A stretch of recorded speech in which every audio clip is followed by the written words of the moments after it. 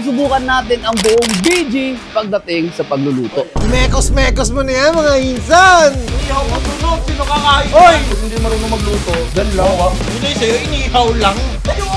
Bakit mo nilagay? Ilalagay ko ito, no? Meron tayong tatlong klase ng malalaking tuna at bawat isa ay iba't ibang klase ng luto. Meron tayong sinabawang tuna, meron tayong inihaw na tuna, at meron tayong piniritong tuna. Wala naman tayong time limit dito. Meron din tayong mga hurado, si Carlene ang ating sa presentation, Kimby ang ating head chef, mag-a-assist sa kanila kung tama pa yung ginagawa nila kasi baka masayang yung pagkain. Meron tayong sa benefits, kung ano bang benepisyo ng mga ingredients na ilalagay nila. At syempre, walang iba kundi si Irwin para sa lasa ng lulutuin nyo. Yan, kakain. Favorito ko yan. Bawat judge ay magbibigay ng points at kung sino ang may pinakamalaking points ay makakatanggap ng 1 million. Anong gusto mong lutuin, bossing? Ano? Oh, ihaw-ihaw. Ihaw ka. Huwag ka maniwalang ihaw yun. Microwave lang yan.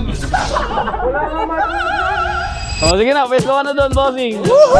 Sino ang sasabaw? Makmak na yun. Makmak, pwesto ka na sasabaw. At si Lamin sa ating pinirito. Ngayon boy, wala na kayo po problemahin dyan dahil lahat ng mga lulutuin nyo, kumpleto na sa ingredients, kayo na lang ang magpapasarap. Ngayon, papasok ba at papasaba ang lasa pagdating sa mga hurado?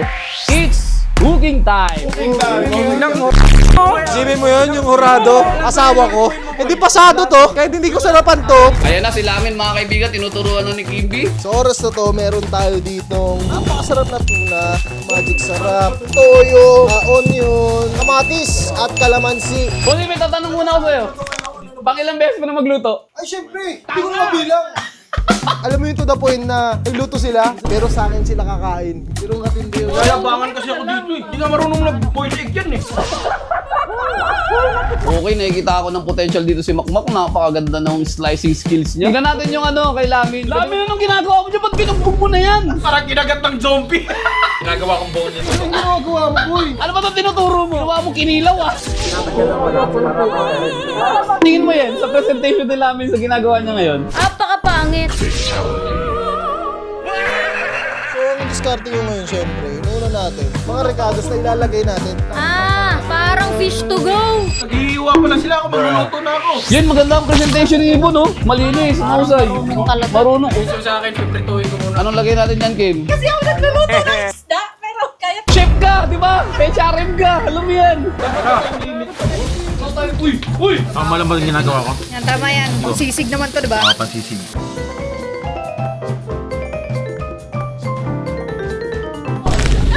Ano ilalagay mo dyan? Tanga! Inutil!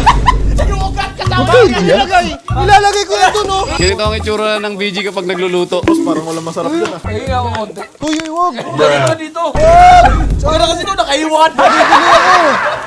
Nasa masyadong tumawa yung laway mo. Titingnan lang natin pa sila. Mababa ang oras kasi sa pagluluto. Megos-megos na ang bawang. Teka, lagay mo na yung radish.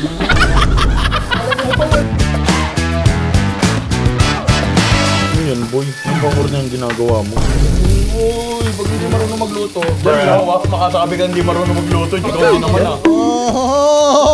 Megos-megos mo na yan, insan. Mekos na ninsan ko yan. Normal na araw, itlog lang kaya nyo lutuin. Sino? Ano ngayon? Mga kaibigan, nandito na ang mga pampasarap natin. Ilalagay natin sa loob mismo. Woohoo! Yan. So, syempre kami mga hurado, dito muna kami sa Gedli habang pinapanood namin ang ginagawa ng BG. Ito na mga kaibigan ko sa... Ano kasama yung... Tapos na tayo, feeling ko bitin ako dito sa mga ano ko, recados ko. Dagdagan ko na lang along the way. Pero ito na yung so far yung mga ilalagay nating pampalasa sa loob. Kasi kailangan magkaroon niya ng ano, ma-absorb niya yung lasa mismo.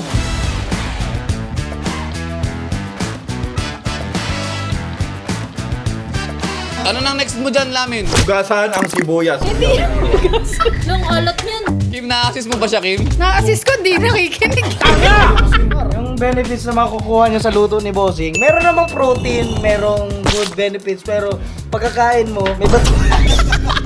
mga kaibigan ko, lagay na natin tong ating masarap na tuna. Hindi mo ako sinusuportahan eh. Hindi mo nakikita ko sa sarili ko. Meron akong kayang patunayan sa sarili ko na hindi nakikita ng ibang tao. Labang ko, luwag tanga. Oras na para gawin ang ating pinakamasarap na sausawan. Woo! So habang busy ang BG, pini-invite ko ang mga tropa natin dyan, mga buddy na mag-subscribe sa channel ko dahil road to 2 million na ako.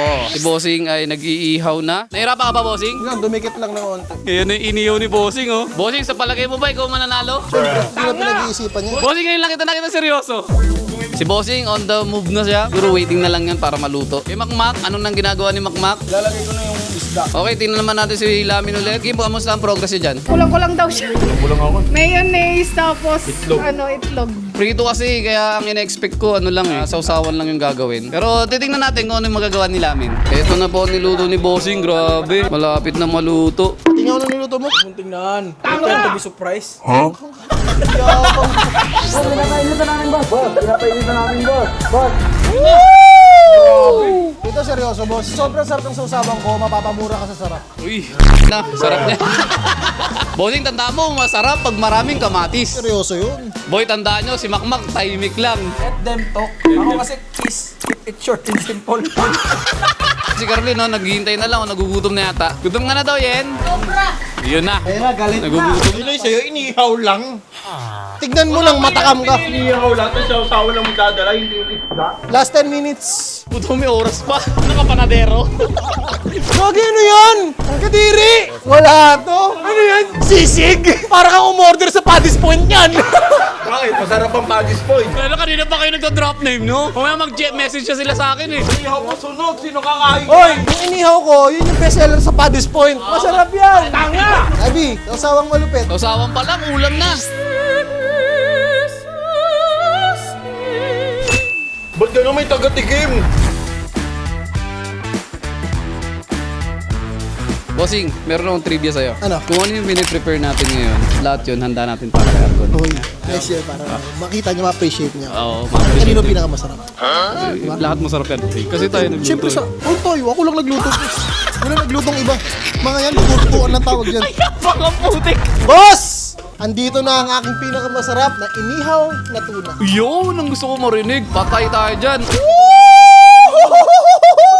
Nausok pa, boy! Yes, ang inyong kampiyon na tuna andito na. Okay, tapos na si Bossing sa kanyang nilulutong inihaw na malaking tuna. Si Makmak naglalagay na ng vegetable. Si Lamin, nag-start na rin siya magprito. Ilaw pa yan, bossing! Ay, gagawin sa mga... Mainit pero ilaw pa!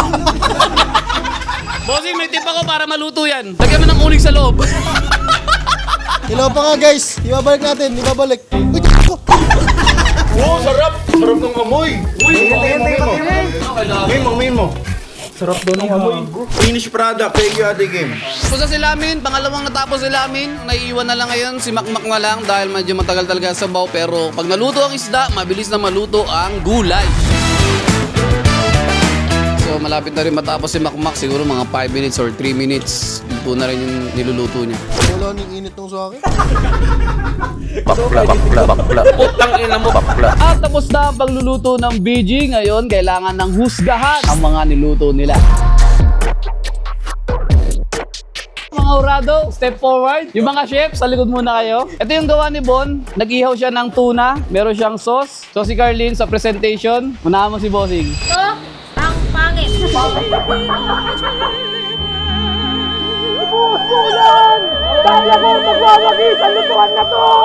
Pangit! Bakit? Siyempre, walang bias dito. Kung presentation lang, lugi. Partida ko kasi yun. Kasi ito, may pa kamatis na flowers. Ito naman, ganda sa tingnan. So, sa tingin ko, pang presentation lang, nalugi to. Bagsak Talo to.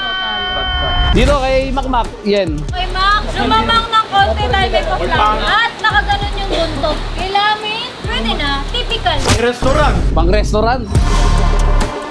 Ang ating next na hurado, base sa iyong pag-survey sa ating mga bagong chef dito sa BG. Ba't sila mali? May gusto ko ba sabihin kayo muna kay Bon? Prepare niya. Yung una, masyado siyang hype way. Pero nung huli na, parang napanghinaan na ng loob. Yung kay Mang Mang, sa tingin mo ba? Una, tama. Pero yung mga sumunod na procedure niya, mali na. Ganun din, intro voice din. Yung kay Lamin, syempre bata mo to si Lamin eh. Marunong naman. Yung nagturo, yung nagluto. Turo. Ano na tayo sa benefits? Sa palagay mo, Gon, ano dyan ang pinaka-healthy at hindi healthy? Ang pinaka-healthy ito ko talaga kasi grilled siya eh. Walang mantika, fresh. Ito naman mabango. Pero yung nagluluto ang baho. Healthy sana to, magandang benefits kasi tuna naman talaga eh. Kaso may mayonnaise tsaka mamantika. Ito yung pinaka-unhealthy. Ating next na hurado, si the man of the taste. Dito sa una, parang hilaw eh. Di ba sabi mo, titikman mo lang? Kinagamitan pa ng mata yun? Gitna yung kukunin natin.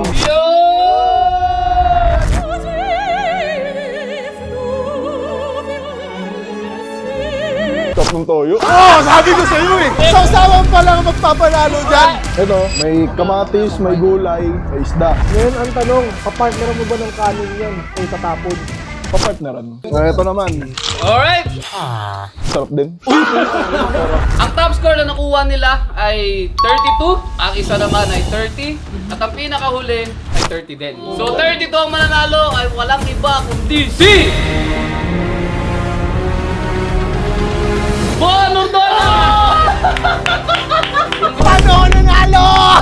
Dahil ang napanalunan ni Bossing ay 1 milyon! 1, 2, 3, 4, 5, 6, 7! Wow! Nanalo ka ng worth 1,000 vouchers sa Starbucks.